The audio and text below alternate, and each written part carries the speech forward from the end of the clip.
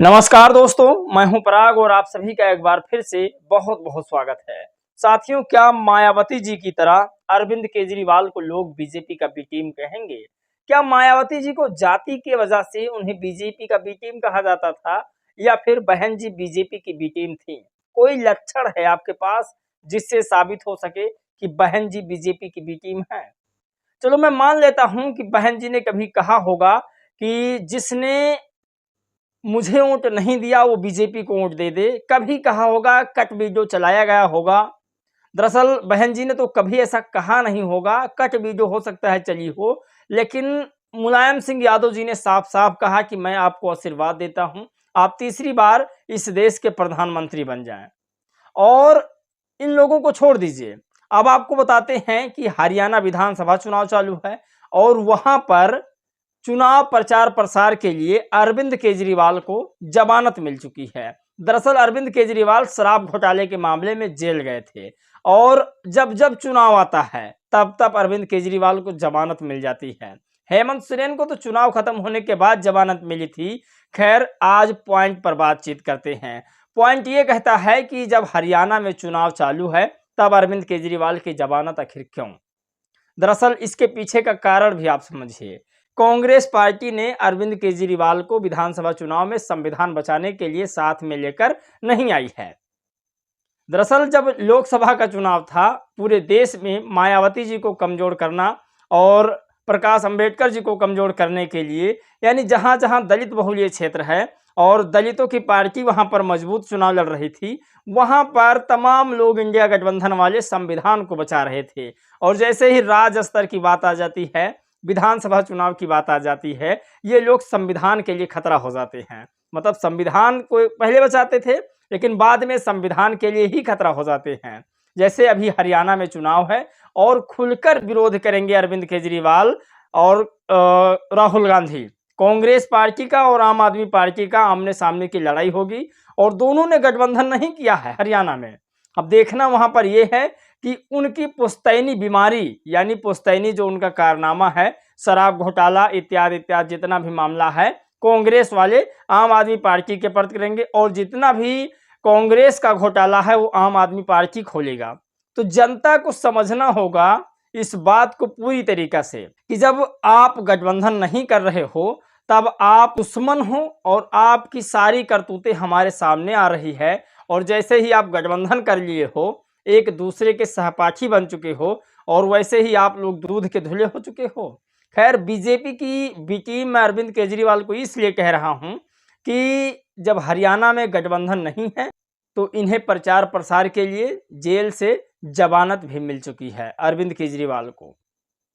और इन्हें चाहिए था कि मैं कांग्रेस के साथ गठबंधन कर लूं, 1 सीट 2 सीट कुछ भी मिले इससे मुझे मतलब नहीं।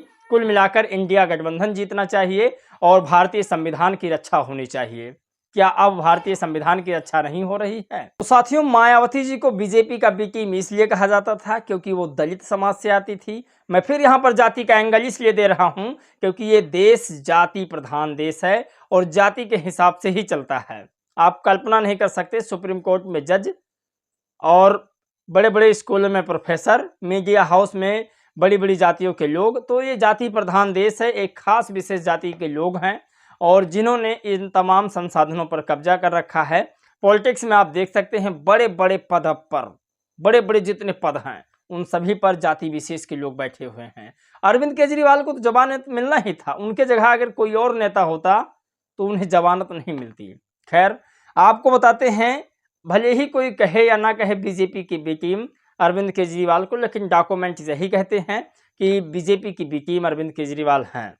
अब बड़ी खबर की बात ये करते हैं कि गौरवपाल ने भी इस पर एक वीडियो बनाया है और उन्होंने ये भी साफ साफ लिखा है ट्विटर पर कि केजरीवाल हरियाणा में बनेंगे भाजपा की बी टीम। तो ये बड़ी खबर है। अब आपको बताते हैं कि बहुजन समाज पार्टी ने अपना जो है लिस्ट जारी कर दिया है हरियाणा में और ये लिस्ट चौंकाने वाली है। दरअसल लोगों का मानना था और तमाम मीडिया वालों का भी मानना था कि इनेलो का और बसपा का जो गठबंधन हुआ है वो गठबंधन 37 और 53 का हुआ है, यानी 90 सीटें हैं और 90 में 37-53 का गठबंधन हुआ है। लेकिन यहाँ पर कुछ चौंकाने वाला मामला सामने आ चुका है। मायावती जी ने 37 नहीं 38 सीटों पर चुनाव लड़ रही हैं। आप कल्पना नहीं कर सकते। और इस गठबंधन का और भी जो है मजबूत करने के लिए, सहयोग करने के लिए एचएलपी पार्टी भी आ चुकी है, जो पिछली बार बीजेपी के साथ थी। आप कल्पना नहीं कर सकते, कुछ काम जो है बीजेपी के ना पसंद आए हों, कुछ काम बहुजन समाज पार्टी के मिशन के बारे में एचएलपी को पता चल गया हो, अच्छा लगा हो, या फिर इनेलो के कुछ कामों को अच्छा लगा हो, इसलिए उन्होंने गठबंधन में अपना हाथ जो है घाल लिया है। अब जो है एचएलपी, इनेलो और बहुजन समाज पार्टी तीनों मिलकर के हरियाणा में चुनाव लड़ने जा रही हैं। आप ये मत समझिएगा कि एचएलपी का कोई वर्चस्व नहीं है। जो सिरसा वाला क्षेत्र है, उस क्षेत्र में एचएलपी का बोलबाला है। वहां पर वोट बैंक ज्यादा है सिरसा वाले क्षेत्र में एचएलपी का, तो ऐसे आप उसे ठुकरा भी नहीं सकते हैं। तो एचएलपी एक मजबूत पार्टी भी है अपने आप में, तो वो चुनाव लड़ रही है बहुजन समाज पार्टी इनेलो गठबंधन के साथ मिलकर हरियाणा के विधानसभा चुनाव में। तो ये सबसे बड़ी खबर है। और अब आपको बता दें, बहन जी ने अपने लिस्ट में कितने नाम जारी किए हैं। जो 38 लोगों का नाम आया है फाइनल लिस्ट, उसमें कितने लोगों का नाम है, ये आपको जानना बहुत जरूरी है। तो साथियों, ये बहुजन समाज पार्टी के विधानसभा चुनाव हरियाणा की उम्मीदवारों की सूची है, लिस्ट है। इसमें नाम है, विधानसभा के नाम और उम्मीदवार के नाम है। जगाधरी विधानसभा से श्री दर्शन लाल, और रादौर से श्री धर्मपाल, नारायणगढ़ से हरिबिलास, सदौरा से श्री ब्रिजपाल, पानीपत ग्रामीण से श्री रणबीर देसवाल, पानीपत शहर से श्रीमती सरोज बाला गुर, सफीदों से श्रीमती पिंकी, अंबाला सीट से मलकीत सिंह भानु खेदा चुनाव लड़ रहे हैं। जबकि कालका से श्री चरण सिंह जी, और नलवा से श्री श्रवण कुमार वर्मा जी, हांसी से श्री रविंद्र कुमार, शाहाबाद मारकंडा से श्री चंद्रभान चौहान, और थानेसर से श्रीमती तनुजा, रतिया से श्री छिंद्रपाल ओई, कलानौर से श्रीमती पूनम, महम से श्री हवा सिंह, अटेली से ठाकुर श्री अतरलाल, दादरी से आनंद स्योराड़, कोसाम से श्री ओम सिंह तंवर,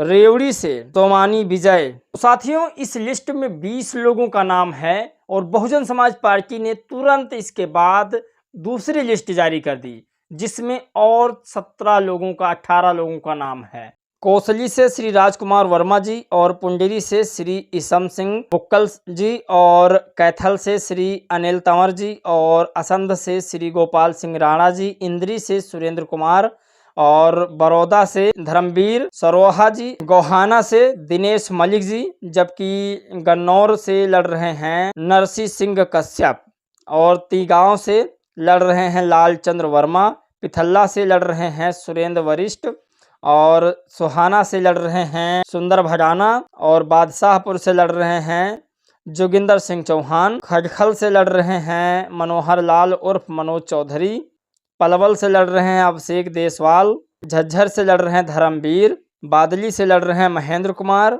बवानी खेड़ा से लड़ रहे हैं संदीप जनागल, और बल्लभगढ़ से लड़ रहे हैं शेखर प्रजापति। तो साथियों, ये बहुजन समाज पार्टी की 38 विधानसभा की सीटें जारी किया है बहुजन समाज पार्टी ने। ये सबसे बड़ी खबर है।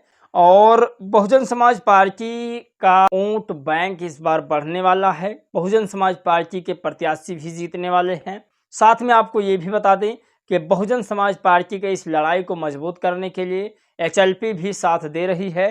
तो इससे साफ अंदाजा लगाया जा सकता है कि इस बार कई विधानसभा सीटों में बसपा इनेलो की जीत होगी, और 46 सीटों पर मात्र हरियाणा में मुख्यमंत्री बन सकते हैं। 46 सीटों पर, 90 सीटों पर लोग चुनाव लड़ेंगे। 90 विधानसभा की सीटें हैं, जिसमें अगर एक पार्टी को या गठबंधन पार्टी को 46 सीट मिल जाती है तो वो अपनी सरकार बना सकता है। तो इस बार देखना है कि किसकी सरकार मिल रही है। लेकिन बहुजन समाज पार्टी के लोगों की एक बहुत बड़ी मांग है।